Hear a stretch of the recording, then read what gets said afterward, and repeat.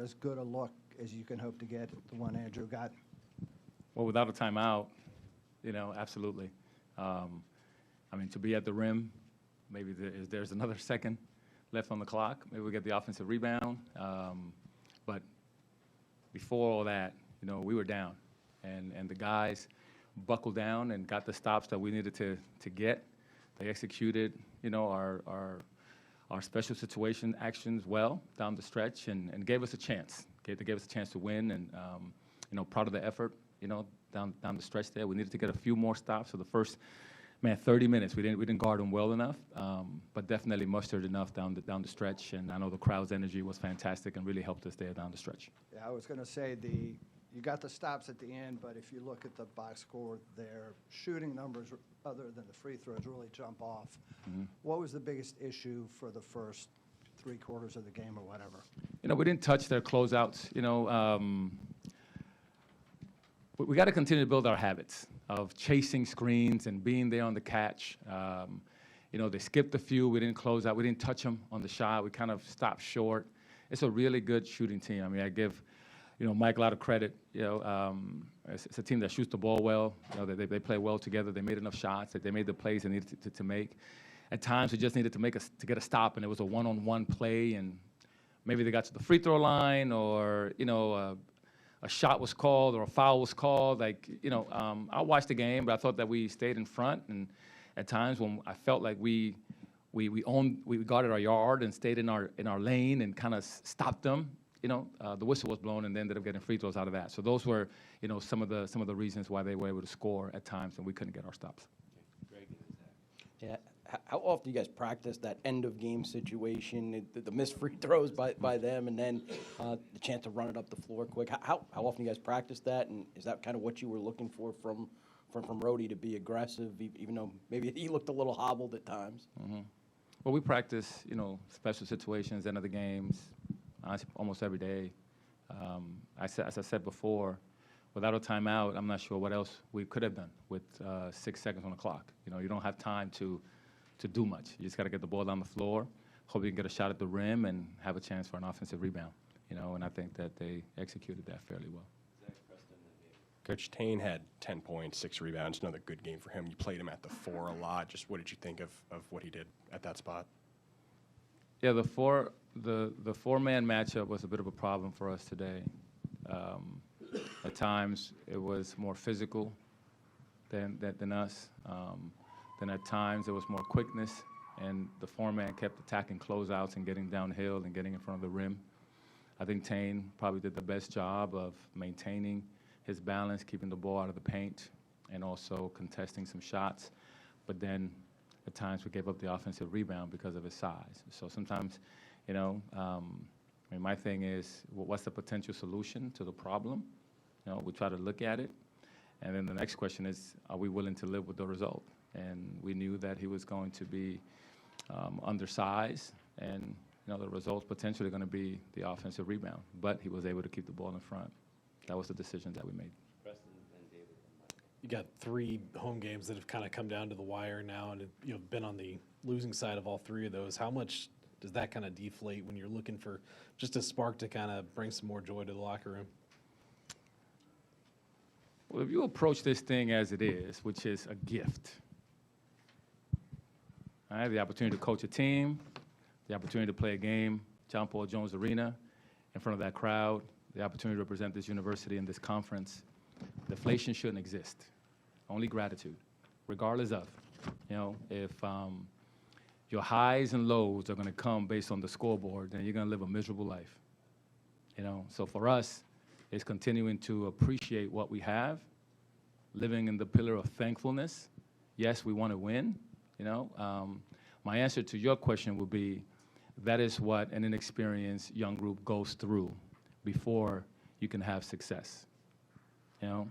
Everybody wants to get there, but nobody wants to go through the hard. These lessons that we're learning right now are going to benefit these guys later, and that's the goal, just to make these guys better as basketball players. Ron, what happened on the first half technical foul? I think we had close to a shot clock violation. I don't know, I have a hard time with refs calling fouls within the first minute of the game. You know, they impact the rotations of your team, especially when it's not a play that impacts a score or a possession. You know, I do believe that refs got to have a decent feel for that. You know, if he was going to go score and we fouled him at the rim, I'll go back to the Louisville game. We got to steal the first possession. Chucky Hepburn chases down Day-Day. They don't call the foul. I understood why, because the fans in that building went to see Chucky play. I get that, you know. So if that's a judgment call, then I'll live with it, you know. But to have calls made at the 19-minute mark in the game when it doesn't impact the play, I had a hard time with that one. Yeah, Ron, along the similar lines, Blake, the quick fouls they called on him, how did that impact you, not having him available? Well, it not only impacts not having him, is that we're shorthanded to begin with without Elijah. So Anthony Robinson had to, step into a role that, he's been prepared for, but just doesn't have the experience. So, for us to be in that game down the stretch, being down that many bodies, being in foul trouble, it's just a testament of the character of the guys, how they're fighting and how they're growing and how they're improving and how they're getting better. You mentioned not having Elijah. When do you think you're going to have him back? And then Rhodey obviously played very well, but how much was he able to practice this week and just preparing for this game? Yeah, Rhodey did not practice much this week. We limited his reps so that he could be fresh for today. He was like 1 rep out of every 4 or 5, so really minimal, probably about 25% of practice. Elijah, I don't know. He's kind of day-to-day right now. If he had to play a game tomorrow, he couldn't. So I'm assuming that he's probably not going to be ready for Monday. I don't know exactly. I mean, every day that he gets treatment, Ethan and Mike are doing a fantastic job of trying to get him back. Hopefully we get him back. But in the meantime, it's next man up. He wasn't with us at Miami, and he wasn't with us tonight, and we were right there. So I think there's enough, in the group to continue to compete at a good level.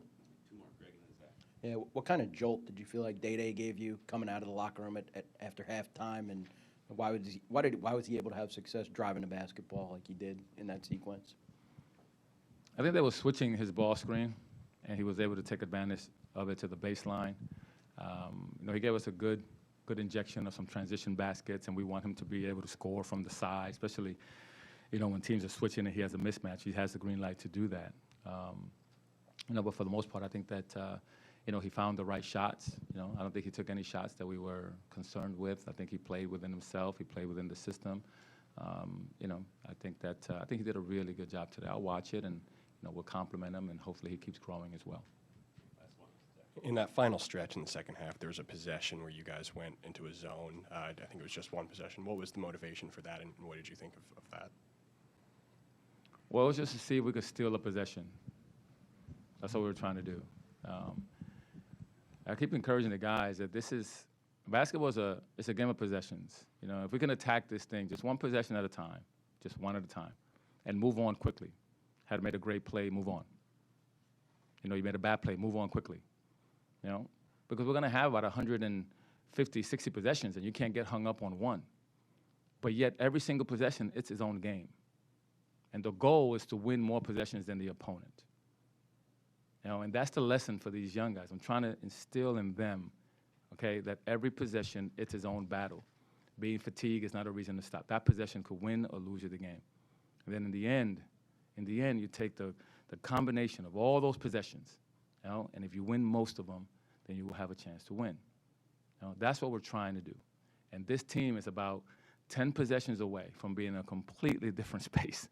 Maybe 5 on offense, 5 on defense, 7 on offense, 3 on defense. You do the math, it's UVA.